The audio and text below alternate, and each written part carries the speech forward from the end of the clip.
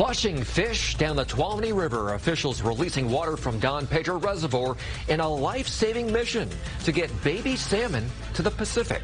Thanks for staying with us at 5:30. I'm Curtis Meng. And I'm Adrienne Moore. Our news is also streaming live on CBS News Sacramento. Officials are warning people about the Tuolumne River, which is expected to rise 11 times its current level. So exactly just how much water is being released? We're getting answers.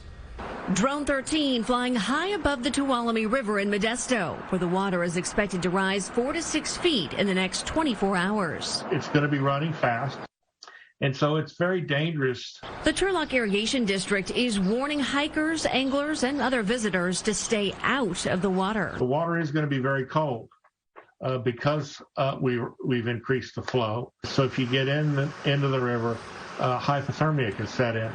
But if you do go near the water, a life vest is key. If you're walking on some rocks, for example, and they're wet, you can slip off into the water. David Kiefer often fishes here with his kids. He plans to heed the warning.